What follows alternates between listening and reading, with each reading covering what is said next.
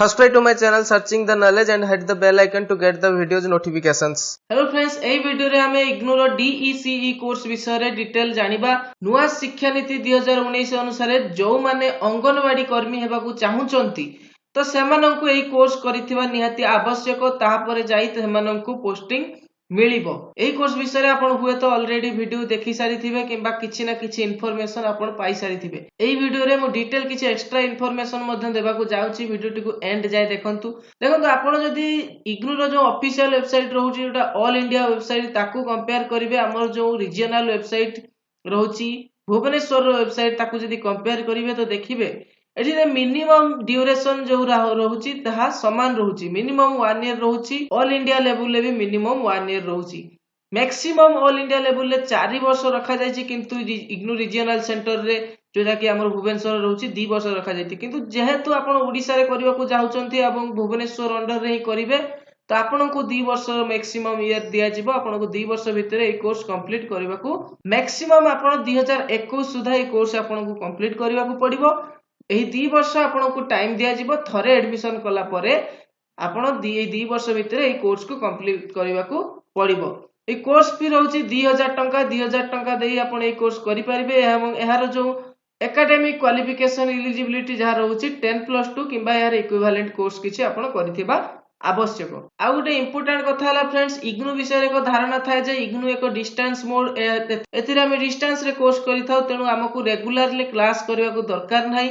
आमे घरे रही पढिबा एवं एग्जाम टाइम रे डायरेक्ट जे एग्जाम देबा, किंतु एही कोर्स एभली फैसिलिटी अवेलेबल कराउ नाही। आपण जदी डिटेल ले जाई कि देखिबे एठी क्लियर लिखा जाय जे अटेंडेंस 75% हबा दरकार थ्योरी क्लास रे एवं प्रैक्टिकल आपनकर 90% अटेंडेंस रहिबा दरकार। आपनकर अटेंडेंस 75% हेउ नाही तारे आपनको एग्जाम देबाकू दिया जिवो नाही।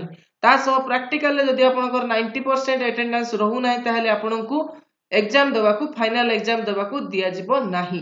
द्वितीय कथा रहउची फ्रेंड्स असाइनमेंट। आपण होय तो ए विषय जानिथिबे जे इग्नोर जनरली असाइनमेंट सिस्टम रहिताय। असाइनमेंट डिपॉजिट करबा पे मु एठी गुटी असाइनमेंट आपनको देखाई दउची जोटा कि हमर रहिची जुलाई 2019 आ जनवरी 2019 रो।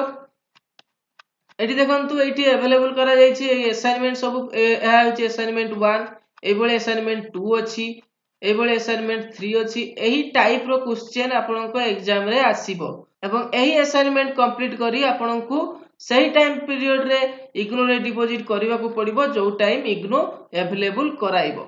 आपनकर जो एग्जाम होबो सेथिरे आपण जो मार्क रखिबे ताहाकू 70% वेटेज दिया जिवो, ताहा सह 30% वेटेज दिया जिवो आपनकर असाइनमेंट। तृतीय इंपोर्टेंट कथा हला फ्रेंड्स एठी जे ओडिया मीडियम एही कोर्स अवेलेबल कराउ नाही। एठी देखंतु क्लियर लिखा है जे एही कोर्स केवल हिंदी, इंग्लिश आ तमिल मीडियम रे अवेलेबल अछि।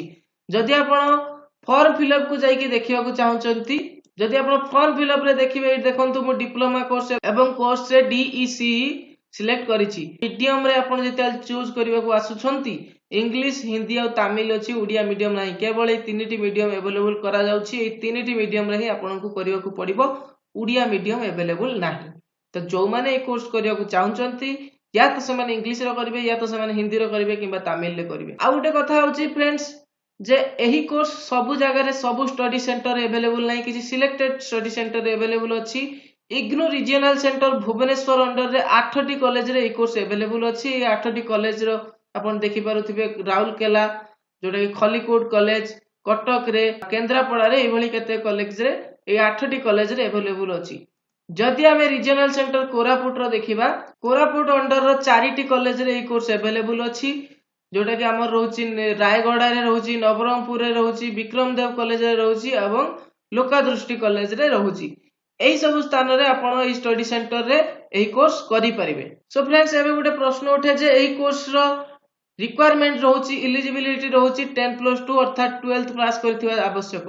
तो जदि आपण 12th पास करिसंती तो एही कोर्स बदल रे आपण पाखरे ऑप्शन रहउची जे आपण सीटी करि परिबे किंबा ग्रेजुएशन करि बीएड करि परिबे। जदि आपण भाबुचंती जे एही कोर्स करले आपनको नियर अंचल रे केबे एही कोर्स वैकेंसी हबार अछि एवं आपण या पई एलिजिबल होबा को चाहुचंती तो डेफिनेटली कोर्स आपण करि परिबे।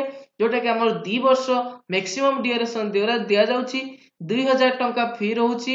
एही फी दे आपण एही कोर्स करि परिबे। एहा साधारणतः महिला माननकु अंगनवाड़ी कर्मी पोस्टिंग मिली थाए, तेणु पुरुष माननक पई ଏହି କୋର୍ସ डेफिनेटली लाभदायक हुई नथाय।